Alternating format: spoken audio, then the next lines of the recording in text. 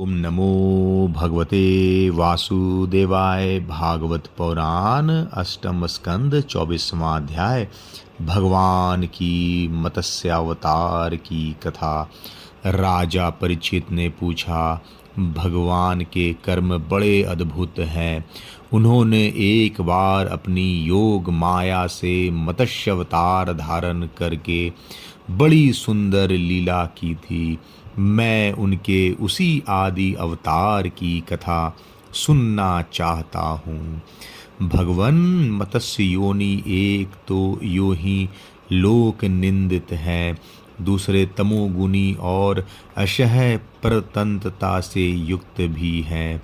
सर्वशक्तिमान होने पर भी भगवान ने कर्म बंधन में बंधे हुए जीव की तरह यह मत्स्य का रूप क्यों धारण किया। भगवान महात्माओं के कीर्तनीय भगवान का चरित्र समस्त प्राणियों को सुख देने वाला है। आप कृपया करके उनकी वह सब लीला हमारे सामने पूर्ण रूप से वर्णन कीजिए।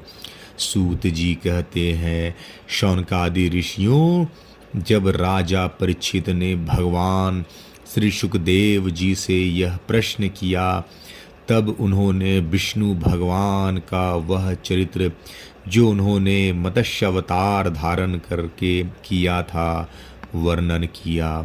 श्री सुखदेव जी कहते हैं, परीक्षित, यूं तो भगवान सबके एकमात्र प्रभु हैं, फिर भी वे गौ, ब्राह्मण, देवता, साधु, वेद, धर्म और अर्थ की रक्षा के लिए शरीर धारण किया करते हैं।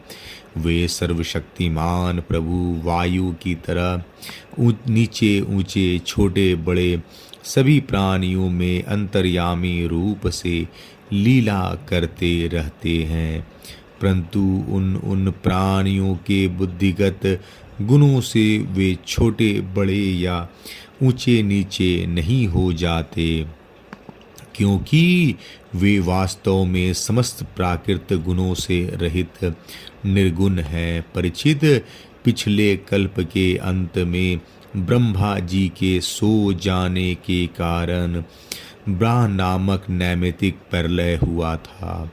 उस समय भूलोक आदि सारे लोक समुद्र में डूब गए थे। प्रलय काल आ जाने के कारण ब्रह्मा जी को नींद आ रही थी, वे सोना चाहते थे।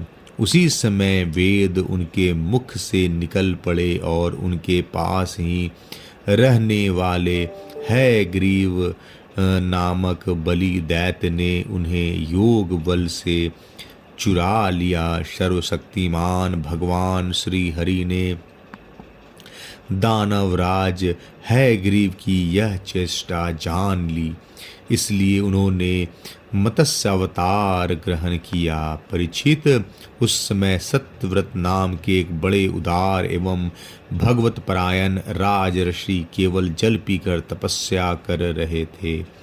वहीं सत्यव्रत वर्तमान महाकल्प में विवास्वान सूर्य के पुत्र श्राद्ध देव के नाम से विख्यात हुए और उन्हें भगवान ने वैवस्वत मनु बना दिया। एक दिन वे राजर्षि कृतमाला नदी में जल से तर्पण कर रहे थे। उसी समय उनके अंजलि के जल में एक छोटी सी मछली आ गई। परीक्षित, द्रविड़ देश के राजा सत्यव्रत ने अपनी अंजलि में आई हुई मछली को जल के साथ ही फिर से नदी में डाल दिया। उस मछली ने बड़ी करुणा के साथ परम दयालु राजा सत्यव्रत से कहा, राजन, आप बड़े दीन दयालु हैं। आप जानते ही हैं कि जल में रहने वाले जंतु अपनी जाति वालों को भी खा डालते हैं। मैं उनके भय से अत्यंत व्याकुल हो रही हूँ। आप मुझे फिर इसी नदी के जल में क्यों छोड़ रहे हैं? राजा सत्यव्रत को इस बात का पता इस बात का पता नहीं था कि स्वयं भगवान मुझ पर प्रसन्न होकर कृपा करने के लिए मछली के रूप में पधारे हैं। इसलिए उन्होंने उस मछली की रक्षा का मन ही मन संकल्प किया।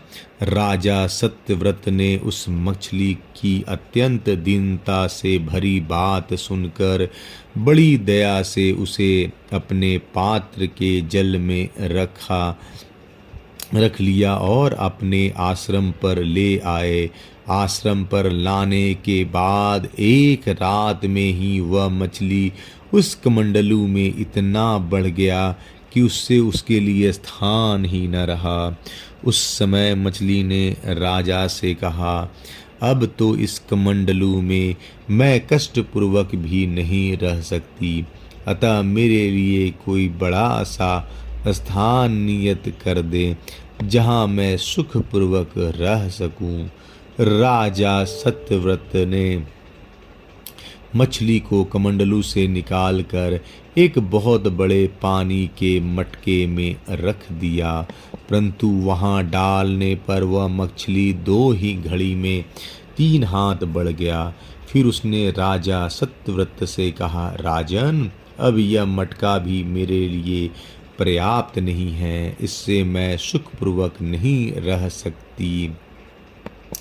मैं तुम्हारी शरण में हूँ, इसलिए मेरे रहने योग्य कोई बड़ा सा स्थान मुझे दो। परीक्षित, सत्यव्रत ने वहां से उस मछली को उठाकर एक सरोवर में डाल दिया, परंतु वह थोड़ी ही देर में इतनी बढ़ गई कि उसने एक महामत्स्य का आकार धारण कर उस सरोवर के जल को घेर लिया और कहा, राजन, मैं जलचर प्राणी हूँ, इस सरोवर का जल भी मेरे सुखपूर्वक रहने के लिए पर्याप्त नहीं है, इसलिए आप मेरी रक्षा कीजिए और मुझे किसी अगाध सरोवर में रख दीजिए।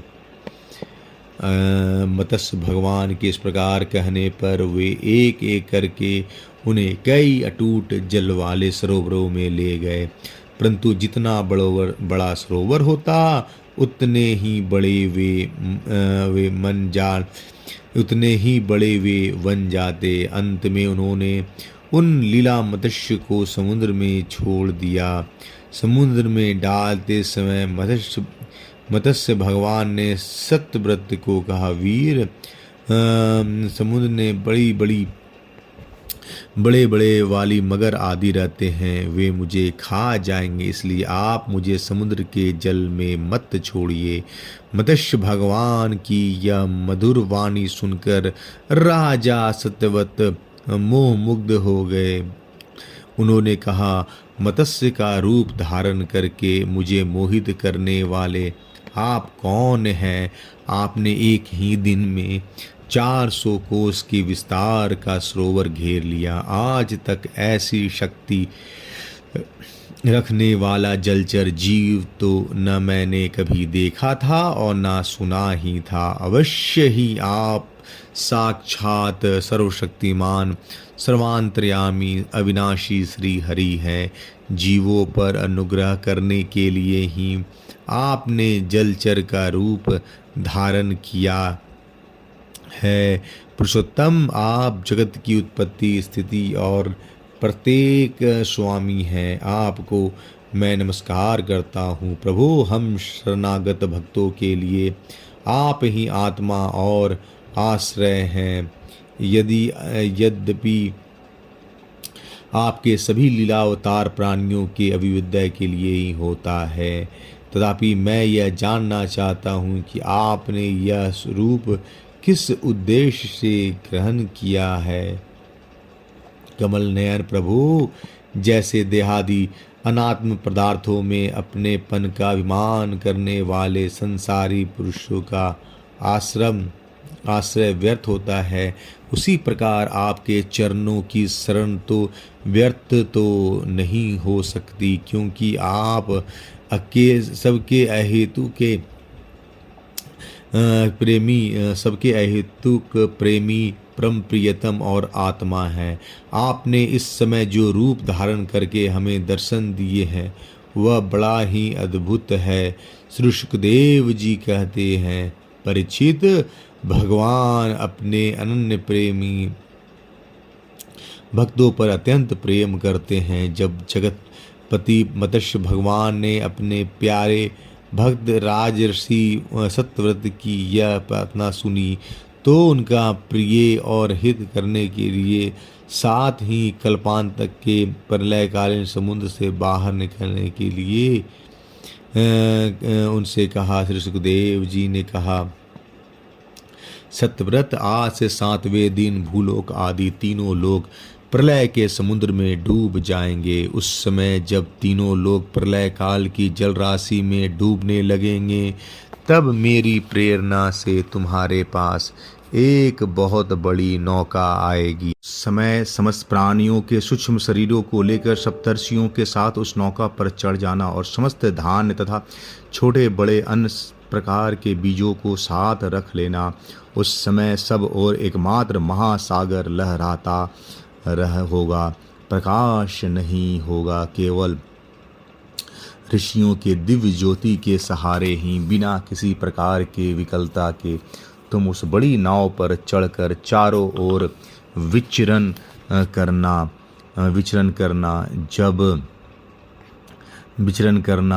जब प्रचंड आंधी चलने के कारण नग डगमगाने लगेगी तब मैं इसी रूप में वहां जाऊंगा और तुम लोग वासुकी नाग के द्वारा उस नाव को मेरे सिंह में बांध देना। सत्यव्रत, उसके बाद जब तक ब्रह्मा जी की रात रहेगी तब तक मैं ऋषियों के साथ तुम्हें उस नाव में बिठाकर उसे खींचता हुआ समुद्र में विचरण करूंगा और उस समय जब तुम प्रश्न करोगे मैं तुम्हें उपदेश दूंगा। मेरे अनुग्रह से मेरी वास्तविक महिमा, जिसका नाम पर ब्रह्म है, तुम्हारे हृदय में प्रकट हो जाएगी और तुम्हें उसे ठीक ठीक जान लोगे। भगवान राजा सत्यव्रत को यह आदेश देकर अंतर्धान हो गए। अतः अब राजा सत्यव्रत उस समय की प्रतीक्षा करने लगे जिसके लिए भगवान ने आज्ञा दी थी।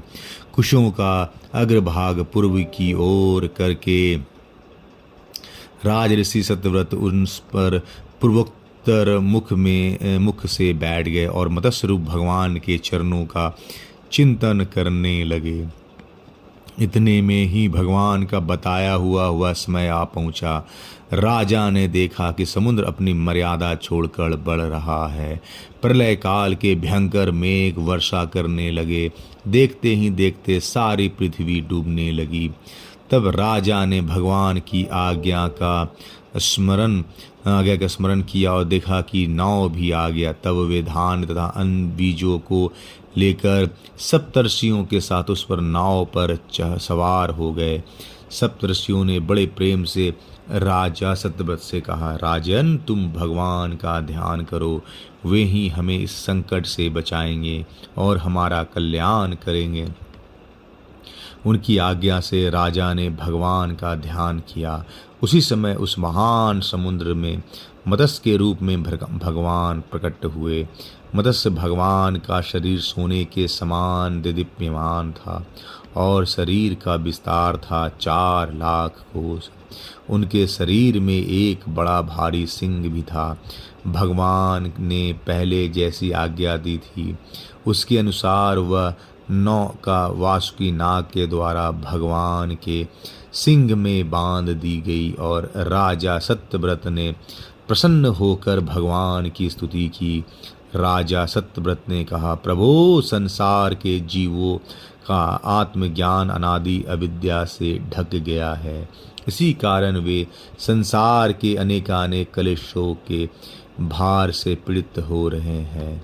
अब अनायास ही आपके अनुग्रह से वे आपकी शरण में पहुंच जाते हैं, तब आपको प्राप्त कर लेते हैं। इसलिए हमें बंधन से छुड़ाकर वास्तविक मुक्ति देने वाले परम गुरु आप ही हैं।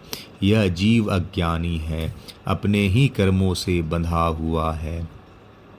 वह सुख की इच्छा से दुखप्रद कर्मों का अनुष्ठान करता है, जिनकी सेवा से उनका वह यह ज्ञान नष्ट हो जाता है, वही मेरे परम गुरु आप मेरे हृदय की गांठ काट दे। जैसे अग्नि में तपाने से सोने चांदी के मल दूर हो जाते हैं और उनका सच्चा स्वरूप निखर आता है, वैसे ही आपकी सेवा से जीव अपने अंतःकरण का अज्ञान मल त्याग देता है और अपने वास्तविक स्वरूप में स्थित हो जाता है। आप सर्वशक्तिमान अविनाशी प्रभु ही हमारे गुरुजनों के भी परम गुरु हैं। जितने भी देवता गुरु और संसार के दूसरे जीव हैं, वे सब आदि स्वतंत्रता रूप से एक साथ मिलकर भी कृपा करें तो आपकी कृपा के 10,000 में अंश के भी बराबर नहीं कर सकते। प्रभु आप सर्वशक्तिमान हैं, मैं आपकी शरण ग्रहण करता हूँ।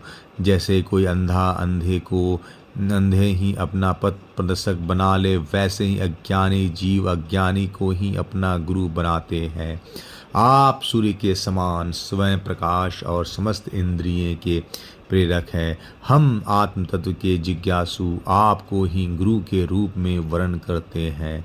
अज्ञानी मनुष्य अज्ञानियों को जिन ज्ञान का उपदेश करता है वह तो अज्ञान ही है, उसके द्वारा संसार रूप घोर अंधकार की अधिकाधिक प्राप्ति होती है। परंतु आप तो उस अविनाशी और अमोघ ज्ञान का उपदेश करते हैं जिससे मनुष्य अनायास ही अपने वास्तविक स्वरूप को प्राप्त कर लेता है।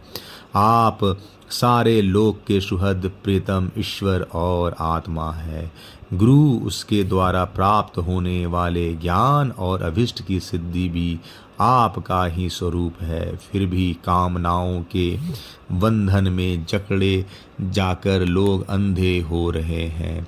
उन्हें इस बात का पता ही नहीं है कि आप उनके हृदय में ही विराजमान हैं। आप देवताओं के भी आराध्य देव परम पूजनीय परमेश्वर हैं। मैं आपसे ज्ञान प्राप्त करने के लिए आपकी शरण में आया हूँ। भगवान आप परमार्थ को प्रकाशित करने वाले अपनी वाणी के द्वारा मेरे हृदय की ग्रंथि काट डालिए और अपने स्वरूप को प्रकाश कीजिए। श्री सुखदेव जी कहते हैं, परीक्षित, जब राजा सत्यव्रत ने इस प्रकार प्रार्थना की तब मत्स्य रूपधारी पुरुषोत्तम भगवान ने प्रलय के समुद्र में विहार करते हुए उन्हें आत्म तत्व का उपदेश किया।